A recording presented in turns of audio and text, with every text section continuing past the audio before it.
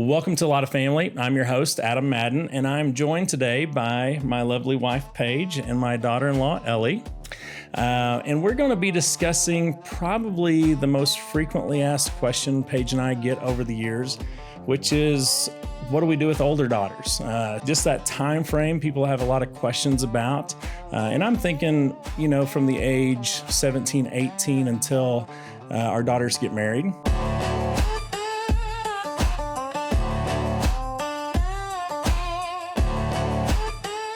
Elly's compiled some questions for us, and she's going to shoot those at us. We have not seen the questions, so you'll just get an honest answer here, Elly. I love it. I'm so excited to be on the podcast. I've been blessed just to get to be a part of your family. I get to interact with your daughters and see how your guys' training has raised up these beautiful women who are so invested in the home. What was your goal when you guys had daughters? What was the goal you had in mind for them to be in the home? Because you obviously had one that you were working towards. Yeah. So kind of big picture goal for our daughters. We're preparing these young ladies to be wives and mothers. And so Titus 2 is always on our mind. 1 Timothy 5, 1 Peter 3, Ephesians 5. Those are some larger texts that are driving how we think about, or, just what we're shooting for as far as maturity goes. And so in that, they are learning to be helpmates. And so they're modeling Paige, they're watching Paige, and she has essentially reproduced herself, because I think, heaven forbid, if something happened to her, the household would just keep clicking along because she's trained them so well.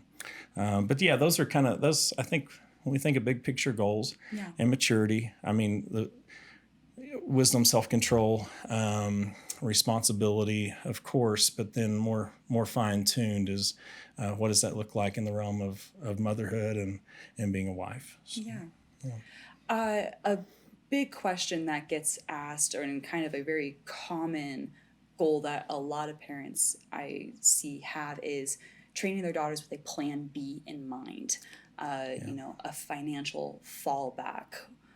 How did you guys navigate that?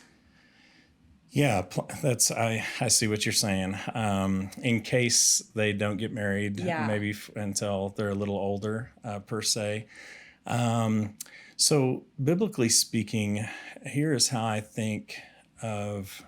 Let me give you an example. My oldest daughter's 22; she's married now. But how I think of her is, so she was my daughter until I handed her off to Ben to be married, of which time it's his responsibility to take over leadership and care for her in all the ways that he's called to do.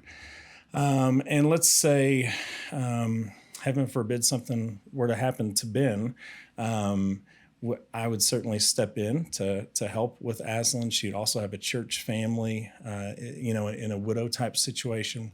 And I guess what I'm saying is, in God's design, there's never been a time in Aslan's life, or ever will be a time in Aslan's life, where she isn't under the protection and care of a man. So it was me, and now it's her husband. And again, God has a plan if something were to happen to him. I just think that's a beautiful kindness of God. She always has somebody to watch over her and protect her and care for her and provide for her and all those things. In regards to a plan B, though, so I would think for my daughters, I'm plan A until the husband comes along. And so it would be essentially how Paige is functioning. They would be functioning like Paige is functioning. She's a helpmate to me, and they would be assisting in this home. And it's a busy home, and there's lots to do, and there's never, nobody's ever bored. And so there's plenty to be done. But maybe you're thinking more even specific than that, like financially. Sometimes people ask. I've been shopping with your daughters, and we have a great time. But I noticed, they don't have a job. So where do they get their shopping money Yeah, from? right. Yeah, that's a common. Yeah, that is a common Girls question. like to shop. Let's not kid ourselves. Oh my, yes. My daughters work very hard in our home, just like our sons work in our businesses, and so I just always make sure they have money. I just make sure they have spending money. They're very good stewards of money. They take care of grocery budgets and all kinds of things, so they're good with money. They don't just, they're not willy-nilly when they're spending, but yeah, they have both needs and wants. We just try to make sure they're taken care of. I wouldn't expect them to go get an outside job to be for that sort of thing. Again, because they're so productive within our home, we would frankly miss them and all the help that they bring to our household. So it would be more valuable to me to pay them than for them to go out and get a job to earn outside type money. Yeah, in a way that kind of mimics in your home what it'll be like for them to be under a husband's care, right? When he'll be supplying them right. with the money to go do that, he's kind of instilling those skills in them now. Yeah. That's really cool. Yeah. Paige, I'm going to direct this one at you since you're kind of over, like, I would say more of the day-to-day tasks throughout the home. There are a lot of hours in a day, and I know something I've heard is my daughters will get bored at home. What do they fill their time with? What kind of skills are you having them develop while they're under your care that they can take into their own homes? Sure. So when they're older, along with the meal planning and just basic learning how to take care of a home, if they have interests, like one of my daughters loves to bake and decorate cakes, so we make sure she has supplies to do that. Along with they read. We've hopefully always taught our children in homeschooling to be lifelong learners, so there isn't a time where they just aren't learning something new. I like that. You furnish their hobbies a lot. We do, but besides hobbies, they also babysit for a church family. Yes. There's gardening to be done. Yeah. Can you think of? Oh yeah, we're celebrating something at least once a week, and so when we eat, we feast, and so it's not a crock pot meal. Typically, it's a meal that took several hours to make. They're educating younger children. They're learning musical instruments and teaching the younger children. Like one of our daughters teaches violin to one of our other sons. These girls are always anticipating my needs. So it might be picking up boys from one of our businesses or running errands for me. Like the grease that keeps the machine running. There's never a dull moment with them. Yeah. They're learning, educating, creating, producing, growing, nurturing. But yeah, it would be actually hard to imagine creating other jobs for them at this point. And so you have to keep in mind too that we're a large household and we feed a lot of people all the time. There's a lot of just standard chores that we do all the time. And then just things like education, for instance, educating 9 children, it takes a lot of time and energy, so How do you raise your daughters differently than your sons, or is there a difference? Oh yeah. There's definitely different expectations for each of them. My boys are mainly with me in economic production type things. So, excuse me, anything related to the businesses, they're often with me. Generally speaking, the girls do. We have a small farm business where we work with chefs, and in that business, the girls will kind of subsidize some things that I'm doing. So we sell rainbow trout to real high-end chefs, and so, but also they like things like edible flowers, and oftentimes they'll create gifts, even like a gift basket of eggs or whatever, just to sort of enhance things that I'm doing with those chefs. So they do come alongside maybe economically in that way, but rarely am I looking for my daughters to be involved with the making of a dollar. Usually they're just so busy in domestic glories. And so, yeah, so there would be a distinction. They would be functioning more like Paige functions. There's so much going on in this home that I just don't want to take any energy away from the household endeavors toward our business endeavors. And so, and we kind of have a pretty good split of boys and girls. And so it actually works out well in our household that way. Yeah. How would you say your daughter's role in your home differs from, like, maybe, I mean, not to make it sound like a derogatory thing, but like a glorified maid, where they're just busy cleaning the home all the time. Yeah. How is your view different for that? Yeah. Things like educating, them being educated well and them educating, and that's whether that's bookwork or music or teaching, some of the older daughters teaching the younger daughters how to bake or whatever that might be. Those kinds of things are going on. So that's not, to me, I think it's all glorious, frankly. I think the laundry's glorious. I think they're all beautiful duties and responsibilities. But I don't take hospitality lightly. We want to be a family that's constantly exercising hospitality toward our own extended family and our church family and our neighbors.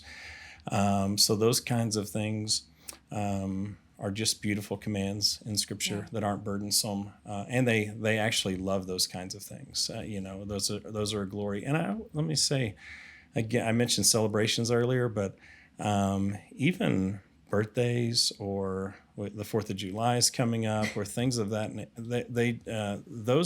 Those often end up being very special because of the time and energy they put into that. And not just special for us, but people we invite into this home. And so often people will say, there's such a beautiful aroma in your home or a spirit in your home. There's something that's drawing. And that is not something me and my sons are creating. That's something Paige and the girls are creating. And that's what we want to bless the people of God that way. We want our neighbors to experience what the good work of the gospel, has done in our lives. And that's it's a huge part of it, but it takes a tremendous amount of time and skill and commitment. And what I'm so grateful is for Paige. That's never been drudgery. And so for my girls, it's not drudgery either. That they are the ones that often are like, could we have a 4th of July party, or could we do this? And so, Yeah. How did you raise daughters to love the home so much? Yeah, I got this one. No. Yeah, So, because I wanted to add to the last question, please. in that Adam has always had a high view of the home. So when he walks in the door, it's not viewed as menial work. You always speak very highly of it. So therefore, I think our daughters feel value in that. Instead of, I don't think they view it as less than. Yeah, for sure. They have it's pleasing. Always, it's pleasing to him, and the home is beautiful. I mean, I know I've been to celebrations at your guys' house, and like, it's absolutely amazing. It's gorgeous. Like just all the little details that if you weren't minded that way. Yeah, there's something about doing things well. I think people would look at business or a trade, and you would expect that a Christian man would do that work well, that it would be excellent. And it would be excellent because of the Spirit of God that resides, in the person and their desire to please God and love neighbor. There would be no difference than in the domestic glories for a woman or a daughter, right? Wife or a daughter to feel the same way about the things that they're doing. But to Elly's question, part of that question was why are they content in the home? Because I know some girls they aren't, particularly minded toward babysitting or even cooking or those, more feminine, feminine things. How did you foster that kind of appreciation and love for that? Yeah, that's a good question. Again, I think it comes back to you have valued that, and you've also never let our sons walk in the door and being like, we brought home the bacon, and it's always been, we're all working hard. Yeah, that's right. So I think they've always felt valued in that. Yeah, there is, I think, a type of masculinity that sort of walks in the door and is very self-focused in that, I've been out working all day, or I've been out providing for the family, and maybe a bit of a serve me type mindset. But we've just sort of, I want my boys to know that actually everybody's working hard all the time, not just them. And so when we come home, we're grateful for what's been done, and all the things we get to enjoy. And frankly, we jump in because we just all are working from daylight till dark until it's done. And so when we're outside of this home, we want to work hard and do things well. And then when we come back into this home, we want to do that well, and know that even when we've been outside of it, things are being done well and toward us with love and service. And we just, I think, if we wanted to do anything well in our home, it would be to have to be very grateful and appreciative toward one another. And the girls highly value the things that we're doing, that I'm doing and the boys are doing. It sounds like there's a lot of love and respect on both sides for both roles. Yeah, we want to sort of honor roles and responsibilities from each side, and as a great glory. Yeah.